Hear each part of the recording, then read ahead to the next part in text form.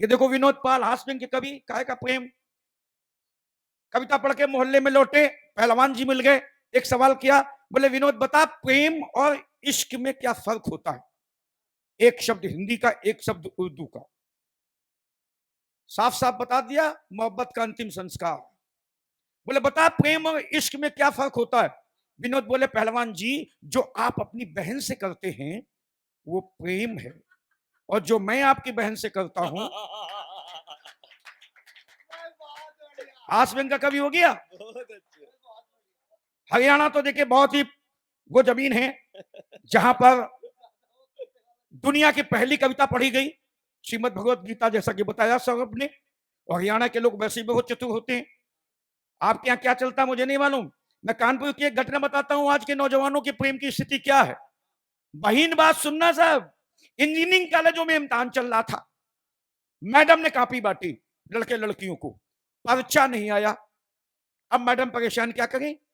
तो मजाक मजाक में मैडम ने कहा अच्छा चलो लड़के लड़कियों, तुम लोग अपने अपने प्रेमी प्रेमिकाओं यानी लवर्स के नाम लिखो। 1 घंटे बाद लड़कियों ने कॉपी जमा कर दी। 2 घंटे बाद लड़के बोले बी कॉपी प्लीज। कुछ लोगों को कल समझ में आएगा। हंसने वाली बात ये नहीं, हंसने वाली बात ये 3 घंटे बाद जब उन्होंने पूरी पूरी ए बी दोनों कॉपियां भर के जमा की, मैडम ने पलटी तो बेहोश हो गई, क्योंकि कई लड़कों ने मैडम का भी नाम लिख रखा था। काय का प्रेम। हमें याद है एक दिन बकरी ने बकरे से कह दिया आई लव यू, बकरा उदास हो गया। अब प्रेम में कोई कहे आई लव यू तो क्या आप उदास होंगे?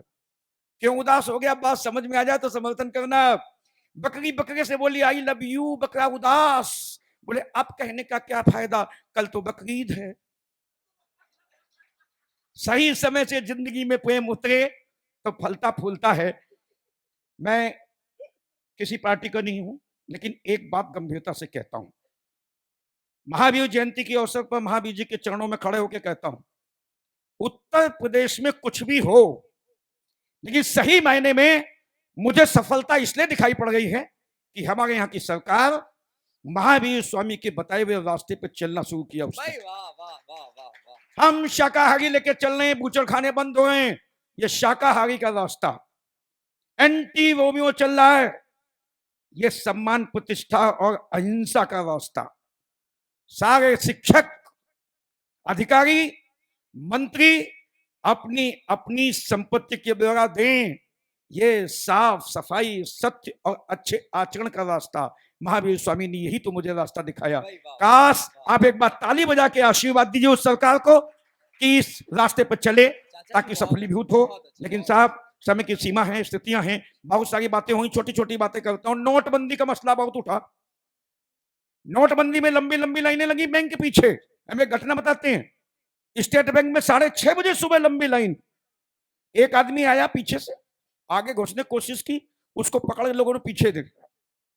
थोड़ी देर बाद फिर आगे पहुंचा वो, उसको फिर उन लोगों ने पीछे किया, बोले पीछे जाओ। चौथी बार जब आगे गया तो उसको पीटना शुरू कर दिया। पिटते पिटते बोला जाओ खड़े रहो, आज बैंक नहीं खोलेंगे।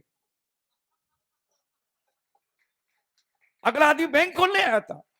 2000 का नोट पहली बार आपने देखा तो आपको बड़ा अजीब सा लगा होगा। हम भी लंबी लाइन में लग के 2 नोट लेके आए।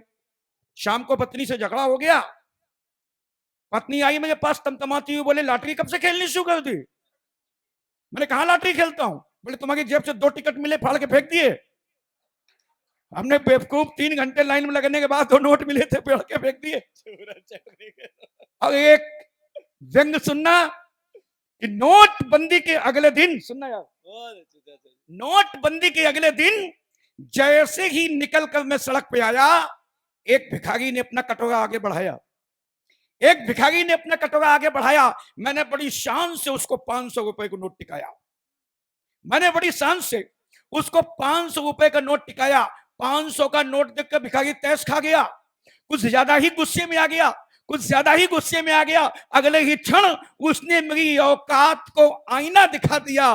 500 का नोट मेरे मुंह पे फेंक के मारा, हथेली पे 1000 का नोट टिका दिया। 500 का नोट मेरे मुंह पे फेंक के मारा, हथेली पे 1000 का नोट टिका दिया, और फिर गंभीरता से बोला भाई साहब भिखारी ने जो 2 पंक्तियां कही वो आपकी अदालत में रखता हूं, सच्ची हो तो मन से समर्थन करना अगर महसूस किया हो।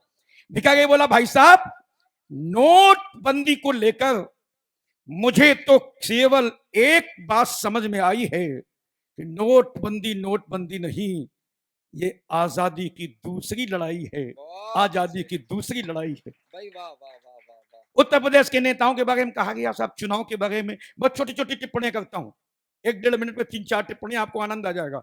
चुनाव खत्म हुए, पहला फोन राहुल गांधी जी ने मिलाया, किसको? अपनी मम्मा को, मां को, सोनिया जी को।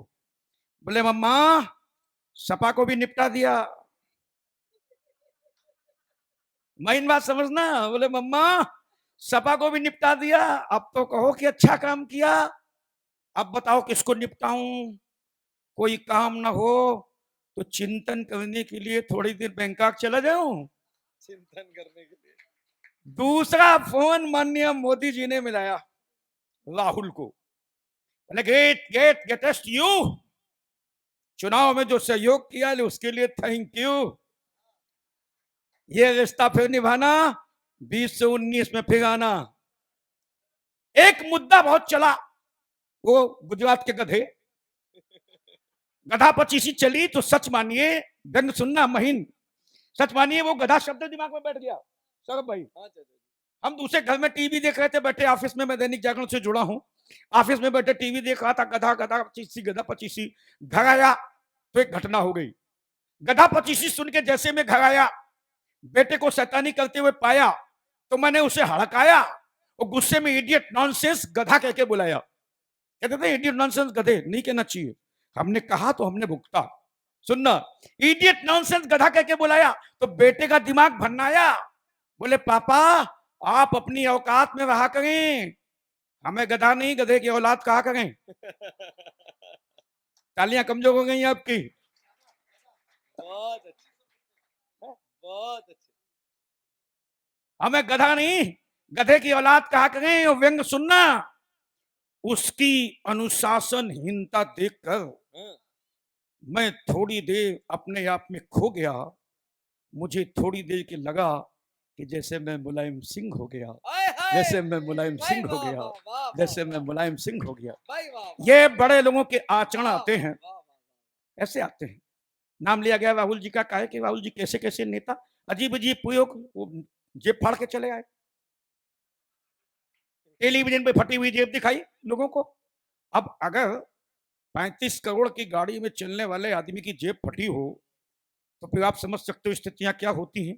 बड़े बड़े महान काम करते हैं, देश में अकाल पड़ा, पानी वर्षा, ओले पड़ गए, फसलें नष्ट हो गई, राहुल जी निकल पड़े मम्मी के साथ, उड़ीसा में किसानों से मिले, किसानों ने अपना रोना धोना शुरू किया तो राहुल जी गंभीर हो गए। बोले क्या हुआ? बोले साहब ओले पड़ गए, पानी बरस गया, फसलें नष्ट हो गई। तो राहुल जी और गंभीर हो गए। बोले तो आप लोग खुले में फसल बोते ही क्यों हो? अब किसान गंभीर हो गए तो राहुल जी को लगा कुछ गड़बड़ हो गया। बोले अच्छा अच्छा अच्छा बताइए क्या बोते हो? तो एक किसान बोला जी कपास बोते हैं। राहुल जी बोले कपास क्या होता है? अब किसान कैसे समझाए? एक बुजुर्ग किसान ने उनका कुर्ता पकड़ा, बोले राहुल बाबा ये जिसका आप कुर्ता पहनते हैं ना वो कपास होती है। तो बोले फिर आप सीधे कुर्ता क्यों नहीं बोते, कपास क्यों बोती हो? अब किसानों को लगा कुछ मामला बनने वाला नहीं है, महीन टिप्पणी सुनना। तो उठा एक बुजुर्ग किसान, तमाम किसानों के पास गया जो मुआवजा मांग रहे थे उनके पास, 100 50 रुपए जमा करके 2000 रुपए जमा हुए, लेके आया और सोनिया जी के पास पहुंचा। बोले मैडम ये लीजिए। सोनिया जी बोले ये क्या? बोले ये मुआवजा। बोले फसल आपकी नष्ट हुई, मुआवजा मुझको। बोले मैडम आपकी फसल कुछ ज्यादा ही नष्ट हुई, हम तो दोबारा भी बोलेंगे।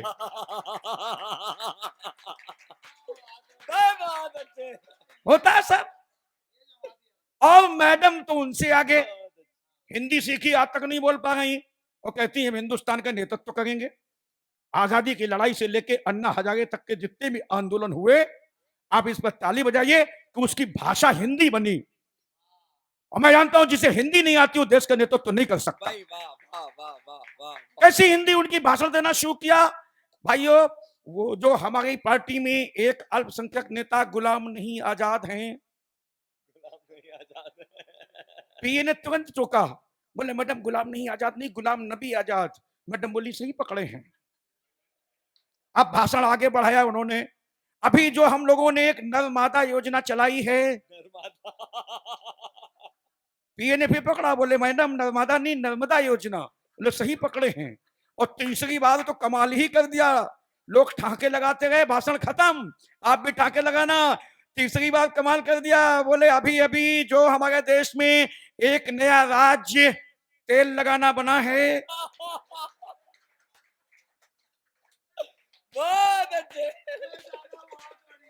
दबी जबान से बताया पीए ने, तेल लगाना नहीं तेलंगाना। मैडम बोले सही पकड़े हैं, लेकिन मैडम आज तक अपने वोटर को नहीं पकड़ पाई। तभी स्थितियां ये चल रही हैं, अजीब स्थितियां चल रही सब। किसके लिए बात करें, कैसी बात करें? वो हमारे अभी बहुत महीन टिप्पणी सुनना है। हमारे मोहल्ले में एक बसपा का समर्थक बोला बहन जी बहन जी बहन जी मायावती बहन जी मायावती बहन जी। हमने कहा सुन बेवकूफ, इधर आ, बार बार बहन जी कहेगा, मायावती बहन जी मायावती बहन जी। एक बार अपनी बहन को मायावती कह के देख, गला पकड़ लेगी।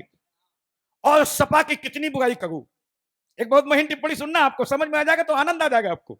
सपा की आप कितनी भी बुराई करो, लेकिन समझदार पार्टी, सारा कुनबा बड़ा समझदार। आपने देखा Agra express way, Jamuna express way बनाया और बयान जारी किया कि अगर इसके ऊपर एक बार मोदी जी और वो शाह साहब चल रहे तो खुद सपा को वोट देंगे। और मजबूती देखने के लिए जहाज उतारे। क्यों किया? इसलिए किया, वो देखना चाहते थे सड़क कितनी मजबूत है, क्योंकि बाद में सड़क पे ही आना है। और जब सड़क पे आए तो मजबूत सड़क पे आए। नमस्कार दोस्तों, मैं राहुल जैन और मैं नोनी जैन। नमोकार चैनल पर आपका हार्दिक स्वागत है। सभी प्रकार के कार्यक्रम, चाहे वो धार्मिक हो, राजनीतिक हो या फिर सांस्कृतिक, की फुल एचडी क्वालिटी में रिकॉर्डिंग कराने और उसे चैनल पर प्रसारित कराने के लिए हमसे आज ही संपर्क करें। संपर्क सूत्र आपको वीडियो में और नीचे डिस्क्रिप्शन में मिल जाएगा। तो देर किस बात की, हमसे लगातार जुड़े रहने के लिए पेज को लाइक और चैनल को सब्सक्राइब जरूर करें।